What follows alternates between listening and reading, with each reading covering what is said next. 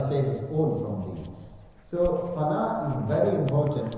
If we look, there is a story of Rasulullah sallallahu alaihi wasallam, where Rasulullah sallallahu alaihi wasallam, he would always during the day he's praying salah. At home when Rasulullah sallallahu alaihi wasallam would go, he would offer such lengthy, long prayers that Aisha Siddiqa radiallahu anha, Rasulullah sallallahu alaihi wasallam was with her, and then one night Rasulullah sallallahu alaihi wasallam said to Aisha said to Rasulullah sallallahu alaihi wasallam that innaka la tanamu al-layla, that oh Rasulullah, you don't sleep in the night, and you pray during the day, you pray during the night. La tanamu al-layl, you don't pray, you don't sleep in the night. Then Rasulullah sallallahu alaihi wasallam addressed Aisha and he said, Ya Aisha, ذهب وقت النوم. Now Aisha, the time for sleep has gone. It's finished. I cannot sleep anymore. And then it comes in the narration that Rasulullah sallallahu alaihi wasallam was with Aisha Siddiqa radiallahu anha. And then all of a sudden he asked permission, he sought her permission and he said, Aisha, da'ini ata'abbad li Rabbi. The Aisha, leave me, let me worship my Lord. But Aisha Siddiqa radiallahu anha, she said, that oh Rasulullah, inni la uhibbu qurba, that I love to be in your company and I don't want to miss you. But oh Rasulullah, inni uthiru nafsi ala hawa, but I give priority my wills and desires, I leave them aside and I give your desires priority, and you do. So what this hadith shows is Rasulullah sallallahu alaihi wasallam was almost restless. Even at home, he is not feeling the comfort, the kind of solace, the kind of containment, the satisfaction that we usually look for. And even there, he says, "Ata'abbad li Rabbi." It's like having a gadget, having a device, something that you love so much, you keep it so dear to yourself. And when it is now with you, and then you feel, oh, let me just go. If there is something long, somebody talks longer or takes longer at home or whatever we say, let me just finish. If this finishes, as soon as it finishes, I'll go back to maybe, if somebody is into TV, they would say, oh, TV, I need to watch my favorite program, or maybe into computers, internet, telephones, whatever. Same way, Rasulullah sallallahu alaihi wasallam and Sahaba radiallahu anhu, they kept salah to them. It was like an addiction which they felt, and without which they felt that they were restless. मैं ये अर्ज कर रहा था कि रसूलुल्लाह सल्लल्लाहु अलैहि वसल्लम और हज़रात साहब कराम रज़ियल्लाहु अन्हुम अजमईन ने नमाज की मोहब्बत की और ऐसी मिसालें कायम की है कि इन्हीं तसव्वुर करके भी हमें लगता है कि पता नहीं हम लोग कहाँ होंगे, हमारी सतह कितनी गिर गई है। अल्लाह के रसूल सल्लल्लाहु अलैहि वसल्लम एक मौके पर हज़रत आयशा सिद्दीक़ा रज़ियल्लाहु अन्हा के साथ थे, और अल्लाह के रसूल सल्लल्लाहु अलैहि वसल्लम को हज़रत आयशा ने कहा कि रसूलुल्लाह, आप तो दिन भर इबादतें करते हैं, रात को भी बहुत कम सोते हैं। तो अल्लाह के रसूल सल्लल्लाहु अलैहि वसल्लम ने फरमाया, आयशा, सोने का ज़माना गया, अब सोने का वक्त नहीं रह गया। फिर हज़रत आयशा सिद्दीक़ा और रसूलुल्लाह सल्लल्लाहु अलैहि वसल्लम साथ में होते हैं, और हज़रत आयशा से अल्लाह के रसूल सल्लल्लाहु अलैहि वसल्लम फरमाते हैं, आयशा, मुझे छोड़ दो, मुझे अल्लाह की इबादत करना है। यानी बेकरारी है, दिल में चैन नहीं, दिल में सुकून नहीं है, दिल में सुकून नमाज में होना। तो अल्लाह के रसूल सल्लल्लाहु अलैहि वसल्लम फरमाते हैं, आयशा मुझे छोड़ो।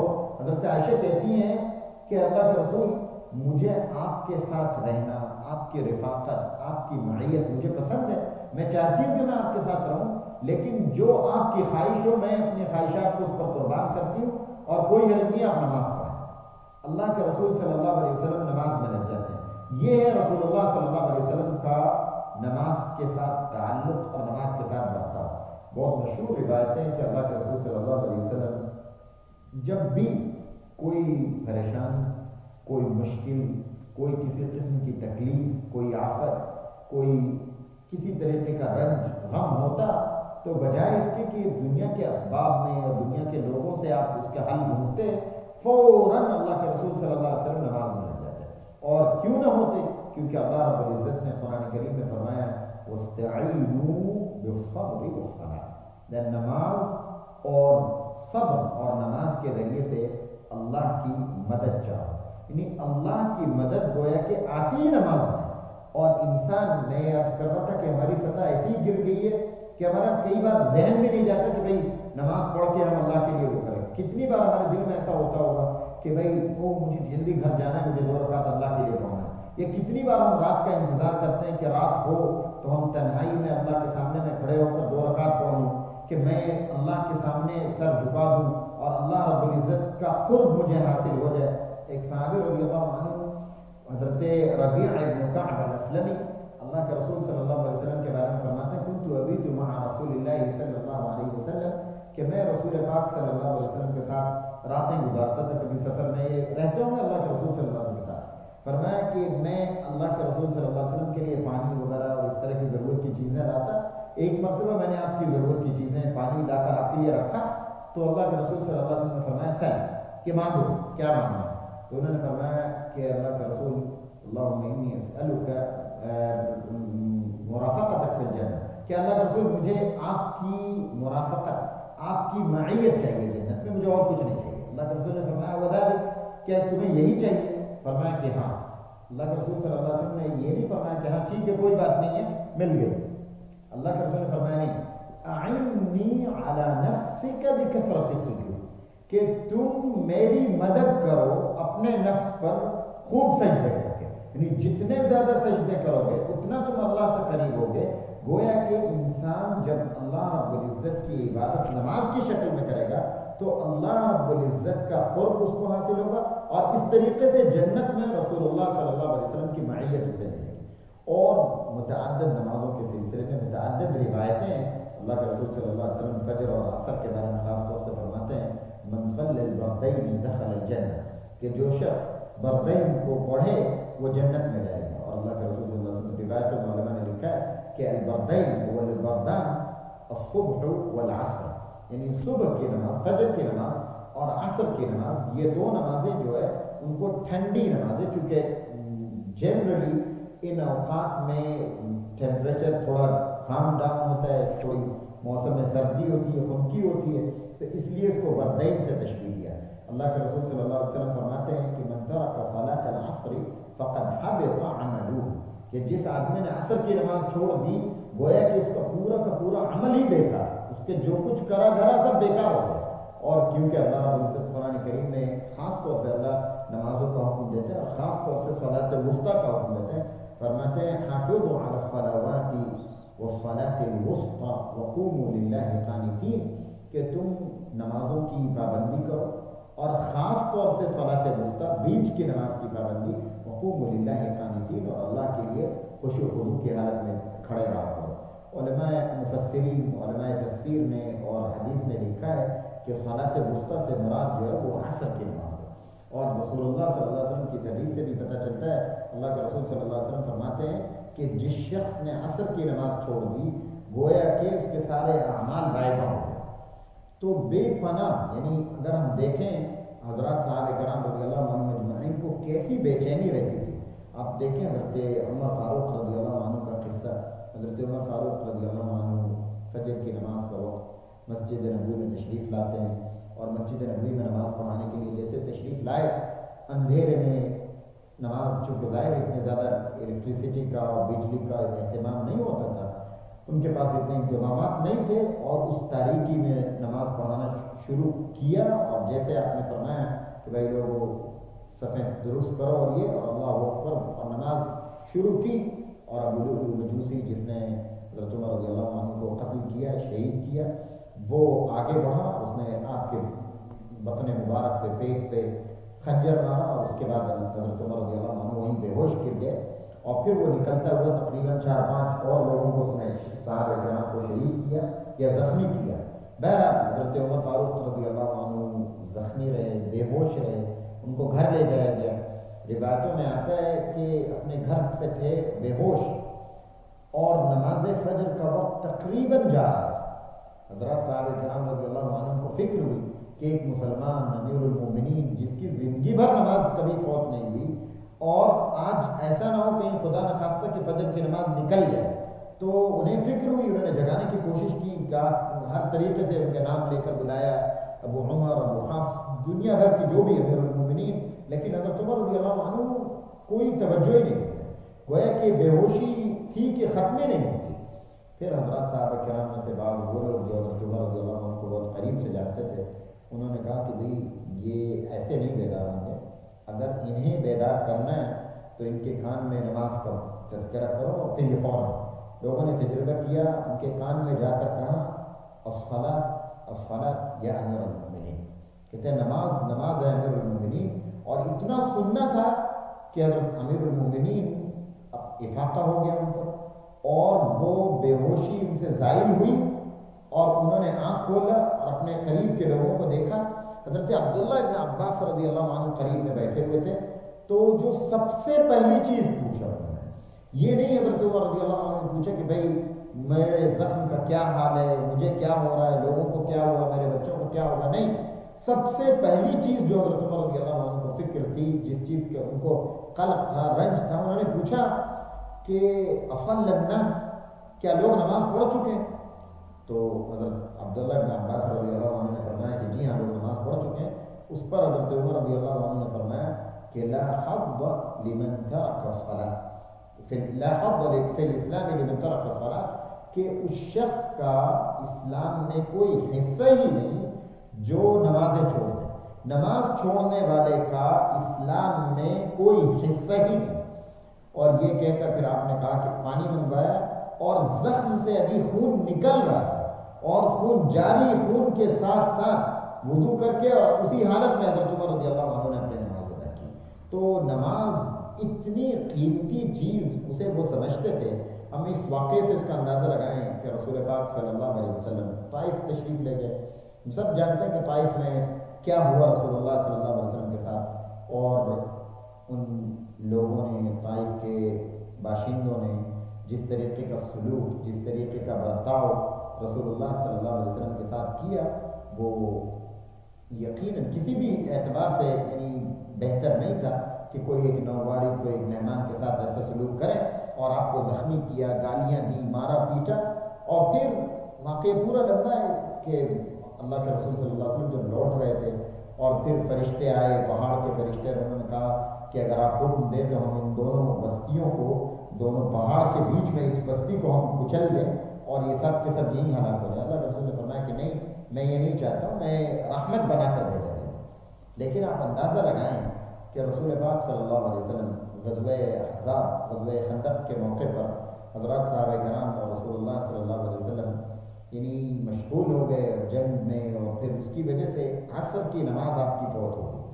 حضرات صحابہ کرام کی اور رسول اللہ صلی اللہ علیہ وسلم کی عصر کی نماز چھوٹ گئی.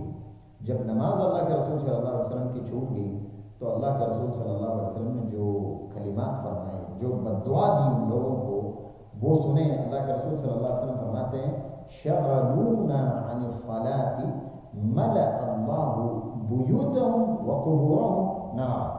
اللہ کے رسول صلی اللہ علیہ وسلم فرماتے ہیں کہ ان لوگوں نے ہماری نماز ہم سے چھوڑوائی، ہمیں مشغول کیا.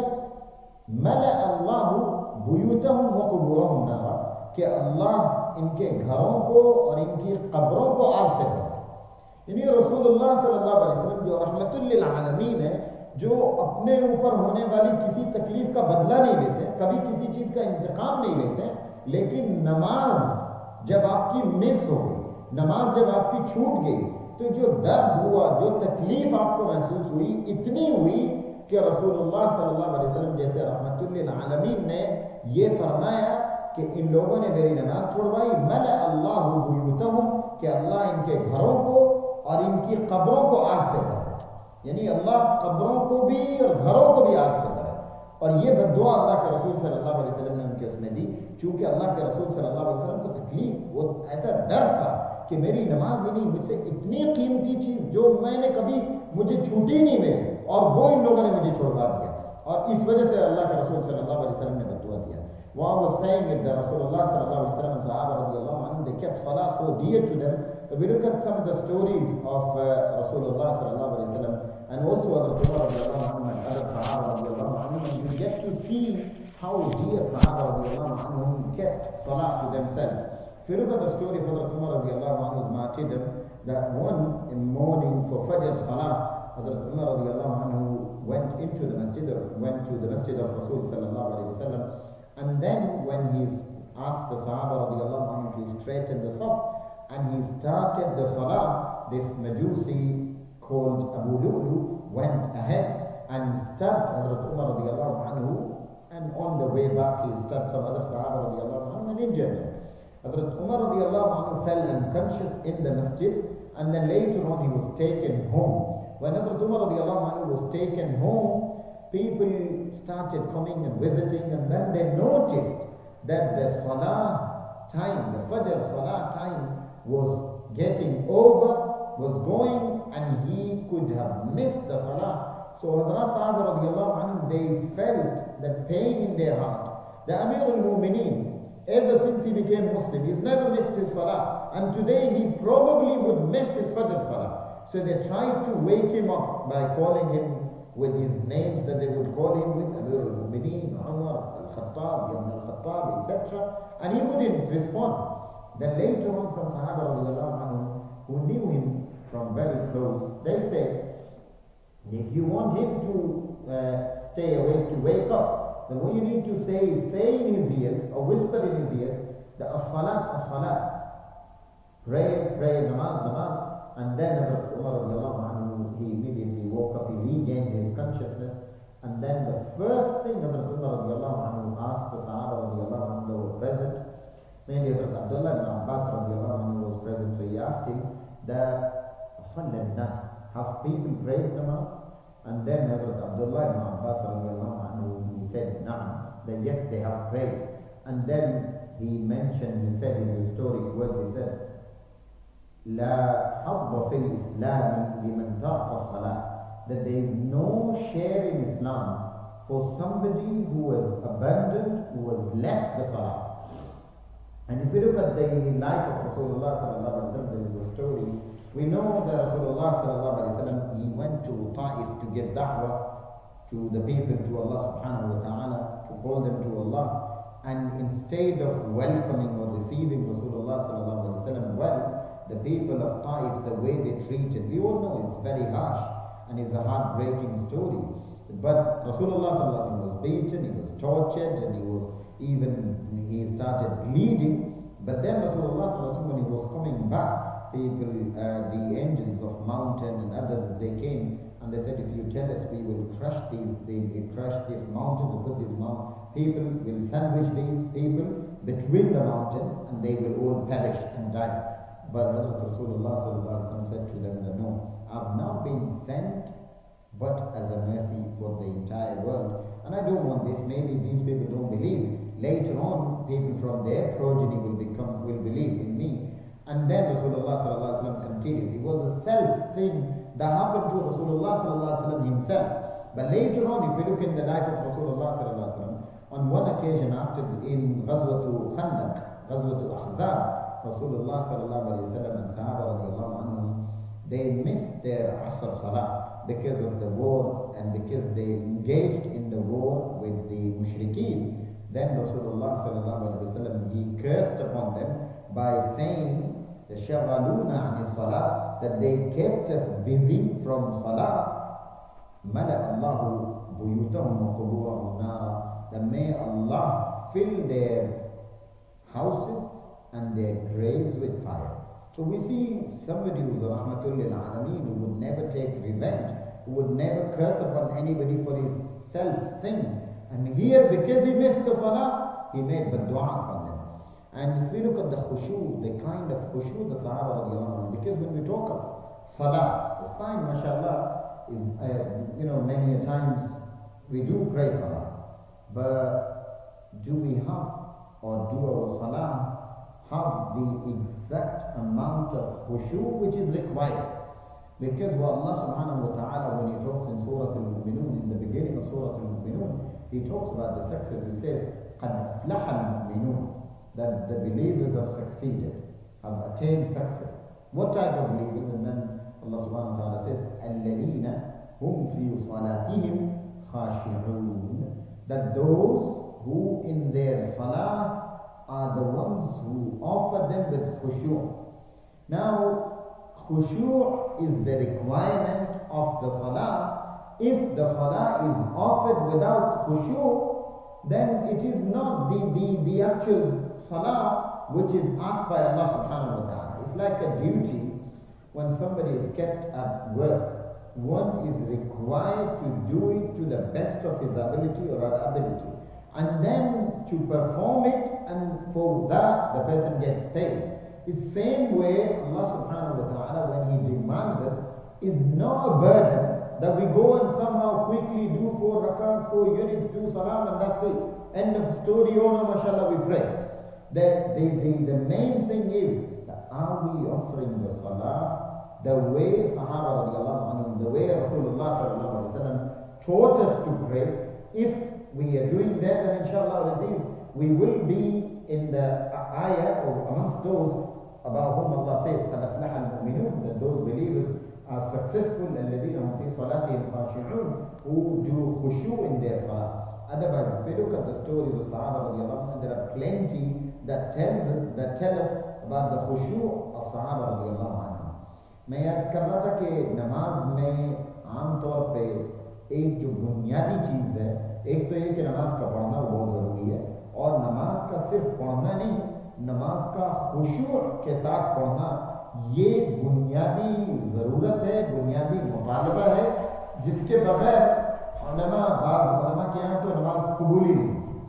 حضرت اگر ہم دیکھیں یعنی اللہ رب العزت خود قرآن کریم میں فرماتے ہیں کہ وہ ایمان والے کامیاب ہیں جو اپنی نمازوں میں خشوع کرنے والے ہیں. ایسے ایمان والوں کو اللہ رب العزت نے کامیابی کی سرٹیفکیٹ دیا ہے جو نہ صرف یہ کہ نماز پڑھتے ہیں خشوع کے ساتھ پڑھتے ہیں، اور دوسری جگہوں پر آیتیں وہ بے پناہ ہیں جس میں اللہ رب العزت فرماتا ہے فَوَيْلٌ لِّلْمُصَلِّينَ الَّذِينَ هُمْ عَنْ صَلَاتِهِمْ سَاهُونَ. دا ویل، بربادی ہو، ہلاکت ہو، یا جہنم کی ایک وادی ویل ہے، وہ ہو ان نمازیوں کے لیے الَّذِينَ هُمْ عَنْ صَلَاتِهِمْ سَاهُونَ، جو اپنی نمازوں سے غافل ہیں، جو اپنی نمازیں بڑی غفلت سے پڑھتے ہیں. انہیں پتہ ہی نہیں کہ کیا پڑھ رہے ہیں، کیا کر رہے ہیں، کیا کتنی مرتبہ پڑھا، 2 رکعت پڑھی کہ 3 پڑھی، کس حالت میں پڑھی، باقی میں تھی کہ بغیر باقی کے، وضو کی حالت میں تھے کہ نہیں تھے. اللہ ایسے لوگوں کو اللہ فرماتا ہے فَوَيْلٌ لِّلْمُصَلِّينَ الَّذِينَ هُمْ عَنْ صَلَاتِهِمْ سَاهُونَ الَّذِينَ هُمْ يُرَاءُونَ. ایسے لوگ جو دوسروں کو دکھانے کے لیے نمازیں پڑھتے ہیں، یعنی نمازوں کا مقصد یہ ہے، ایسے لوگوں کو اللہ رب العزت نے کامیابی کی ضمانت نہیں دی. اگر ہم دیکھیں مثال خشوع کی بے پناہ حضرت عروہ بن زبیر رضی اللہ عنہ، جو حضرت عائشہ صدیقہ رضی اللہ عنہ کی بہن حضرت اسماء رضی اللہ عنہ کے نواسے ہوتے ہیں. حضرت زبیر رضی اللہ عنہ کے بیٹے حضرت عروہ بن زبیر مشہور تابعی ہیں، ان کا قصہ بڑا مشہور ہے کہ حضرت عروہ بن زبیر رضی اللہ عنہ رحمہ اللہ وہ بیمار ہو گئے، ان کے پیر میں کوئی تکلیف ہوئی، کینسر جیسی کوئی بیماری ہو گئی، اور پھر انہوں نے حکیموں کو، ڈاکٹروں کو دکھایا تو ان لوگوں نے یہ مشورہ دیا، تجویز کیا کہ آپ کا علاج ہم کریں گے، لیکن یہ مرض اتنا بڑھ چکا ہے کہ ہم یوں ہی نہیں چھوڑ سکتے، اب آپ کو آپ کے پیر کو کاٹنا ہوگا تاکہ اس مرض کا اثر جسم کے اور حصوں تک نہ منتقل ہو. انہوں نے کہا کوئی بات نہیں ہے، لیکن یہ بتائیں کہ ہوگا کیسے. ان لوگوں نے بتایا کہ دیکھیں یہ جو پورا آپریشن کا عمل ہوگا آپ کے پیر کے کاٹنے کا، یہ بہت تکلیف دہ ہے، بہت دردناک ہے، بہت آسانی سے آپ اسے برداشت نہیں کر سکتے ہیں، اس لیے آپ ایسا کریں کہ کچھ نشہ آور چیز پی لیں، کوئی شراب، کوئی ایسی چیز جس سے آپ کو نشہ آ جائے، پھر مثال میں آپ کو کاٹ لیں. انہوں نے کہا کہ میں اللہ کی نافرمانی کے ذریعے اللہ کی فرما برداری نہیں حاصل کرنا چاہتا، میں ایسی چیز نہیں چاہتا ہوں کہ اللہ کی نافرمانی مجھے کرنا پڑے، کوئی بات نہیں، میں اسی حال میں رہتا ہوں. پھر ان لوگوں نے کہا کہ پھر ایسا کریں کہ ہم کچھ مضبوط لوگوں کو بلائیں، وہ آپ کو پکڑیں اور پھر وہ آپ کو پکڑیں گے، آپ اس طرح ہم آپ کا پیر کاٹ لیں گے. انہوں نے کہا کہ کیوں نہ میں آپ کی مدد کروں، میں آپ کو بتاؤں کیا کر سکتے ہو. انہوں نے کہا بتائیں کیا کرنا چاہیے. حضرت عروہ نے ان سے کہا کہ آپ مجھے ایک کام کرنے دو کہ مجھے نماز پڑھنا ہو، جب میں نماز میں ہوں خاص طور سے انتظار کرو کہ میں سجدے کی حالت میں جاؤں، جب میں سجدے کی حالت میں چلا جاؤں فَإِنِّي لَسْتُ فِي الدُّنْيَا، کہتے ہیں میں دنیا میں نہیں ہوتا ہوں، چاہو جو تم کرنا چاہو میرے ساتھ کر سکتے ہو، میں جب سجدے میں ہوتا ہوں تو پھر میں اس دنیا میں نہیں رہتا، مجھے پتہ ہی نہیں ہوتا کیا ہوگا. اور ایسا ہی ہوا کہ جراح آیا جس کو آپریشن کرنا تھا، اور ڈاکٹر اپنی ساری چیزیں لے کر تیار آرا لے کر تیار، اور جیسے عروہ نے سجدے میں گئے اس نے پیر کاٹا، روایتوں میں آتا ہے کہ کوئی چیخ نہیں، کوئی آہو بکا نہیں، کوئی رونا نہیں، انہوں نے صرف اتنا کہا کہ رضیت باللہ ربا وبالاسلام دینا، وہ بھی محمد نبی ہے، اور بے ہوش ہو گئے۔ بے ہوش ہونے کے بعد میں جب افاقہ ہوا تو ان کے سامنے ان کا وہ پیر لایا گیا، انہوں نے اپنے اس پیر کو خطاب کیا، انہوں نے کہا کہ تو گواہ ہے نا، میں اللہ کی قسم کھا کے کہتا ہوں کہ میں نے تم کو اللہ کی کسی معصیت اور برائی میں نافرمانی کے لیے میں نے تمہیں نہیں استعمال کیا، اور تم گواہ رہنا کہ میں نے کتنی راتیں عبادتوں میں تمہاری مدد سے میں نے عبادتیں کی اور تمہیں عبادت میں لگایا۔ اور ظاہر ہے کہ ہوا پھر صحابہ کرام میں سے یا لوگوں میں سے ان کے لوگوں میں سے بعضوں نے ان کو تعزیت کی۔ وہ کہتے ہیں کہ سب سے اچھی تعزیت ایک شخص نے اس طرح کی کہ اے عروہ، آپ کے جسم کا ایک حصہ آپ کے جنت میں جانے سے پہلے جنت میں جا چکا ہے۔ حضرت عروہ کہا کرتے تھے کہ مجھے کسی شخص کی تعزیت اتنی اچھی نہیں لگی جتنے اس شخص کی لگی کہ میرے جسم کا ایک حصہ مجھ سے پہلے جنت میں جا چکا ہے۔ اور اس طریقے سے بے پناہ یعنی ایسے واقعات ہیں جن میں ہم دیکھتے ہیں کہ حضرات صحابہ کرام رضی اللہ عنہم اجمعین نماز میں ہوتے اور بڑی سے بڑی چیز ان کے اوپر ہو جاتی ان کو پتہ نہیں چلتا، اور اس طریقے سے وہ نماز پڑھا کرتے تھے۔ اور اب ہم دیکھیں حضرت ابو ہریرہ رضی اللہ عنہ، مشہور صحابی ہے حضرت ابو ہریرہ رضی اللہ عنہ، خشوع کی قلت اور خشوع کی کمی کے بارے میں کہتے ہیں کہ ان رجلا یصلی 60 سنۃ، کہ انسان 60 سال تک نماز پڑھتا ہے، 60 سال بچپن سے نماز پڑھ رہا ہے، 60 سال تک انسان نماز پڑھتا ہے اور ایک بھی فرق تو بلغ صلاۃ، ایک بھی نماز اس کے قبول نہیں ہوئی۔ پھر پوچھتے ہیں کہ وہ کیسے؟ لا یتم رکوعها ولا خشوعها، کہ نہ تو وہ اس کے رکوع صحیح سے کرتا ہے، نہ اس کے سجدے صحیح سے کرتا ہے، نہ اس کے قیام صحیح ہے، نہ اس کا خشوع و خضوع صحیح ہے۔ تو پھر انسان کرنے کو تو عبادت کر رہا ہے اللہ کی، لیکن پتہ چلا اس کی سورہ فاتحہ ہی درست نہیں، پتہ چلا اس کی نماز ہی کبھی انسان نے نماز سیکھا ہی نہیں۔ ہم یعنی جاب پر ہوتے ہیں، پروفیشنل ڈیولپمنٹ کے کورسز کرتے ہیں، بار بار ٹریننگ لیتے ہیں کہ بھائی کسی طریقے سے اور پرفیکشن آ جائے کچھ نہ کچھ، لیکن نعوذ باللہ یعنی نماز ایسا لگتا ہے کہ ہمیں شرم محسوس ہوتی ہے کہ ہم نماز کے بارے میں سیکھیں۔ یعنی میں 60 سال سے نماز پڑھ رہا ہوں یا پڑھ رہی ہوں، اب میرے نماز میں بھی کچھ مجھے سیکھنے کی ضرورت ہے، اور یہ کہہ کر پھر ہم یعنی کسی بھی ایسے حلقے میں تعلیم کے اس میں نہیں پہنچتے ہیں۔ پھر ہمیں پتہ چلتا ہے کہ اللہ اکبر، یعنی 60 سال انسان نے محنت کی اور ساری کی ساری محنت رائے گاؤں۔ اسی طریقے سے حضرت عمر رضی اللہ عنہ فرماتے ہیں، حضرت عمر رضی اللہ عنہ کا قول ہے کہ ان رجل لا یشیب فی الاسلام ولم یرکع للہ رکعہ، کہ انسان اسلام کی حالت میں بوڑھا ہو جاتا ہے اور اللہ کے لیے اس بندے نے ایک بھی رکوع تک نہیں کیا۔ صحابہ کرام نے پوچھا، لوگوں نے پوچھا ایسا کیسے ہوگا کہ انسان اسلام مسلمان ہو، بوڑھا ہو گیا اسلام کی حالت میں اور ایک رکوع اللہ کے لیے نہیں کیا؟ تو پھر انہوں نے یہی بات ان کو حضرت عمر رضی اللہ عنہ نے ریپیٹ کی، انہوں نے کہا کہ لا یتم رکوعها ولا سجودها ولا قیامها ولا خشوعها، کہ بندہ نہ اس کے رکوع صحیح ہے، نہ اس کی نمازیں صحیح ہے، نہ اس کی قرات صحیح ہے، نہ اس کا قیام صحیح ہے، نہ اس کا خشوع صحیح ہے، تو وہ نمازی کیا نماز ہے؟ حضرت امام احمد بن حنبل رحمہ اللہ اپنے زمانے میں کہتے تھے کہ وہ کہتے تھے سیأتی علی الناس زمان یصلون ولا یصلون، کہ لوگوں پر ایک زمانہ ایسا آئے گا کہ نماز پڑھیں گے لیکن نماز نہیں پڑھیں گے۔ لوگوں نے پوچھا نماز پڑھیں گے نہیں پڑھیں گے کیا مطلب؟ انہوں نے بتایا کہ وَإِنِّي لَأَتَخَوَّفُ أَن يَكُونَ هَذَا هُوَ الزَّمَانِ، اپنے زمانے کے بارے میں کہتے ہیں کہ مجھے ڈر لگتا ہے، مجھے اندیشہ ہے کہ کہیں ایسا نہ ہو وہ زمانہ یہی زمانہ۔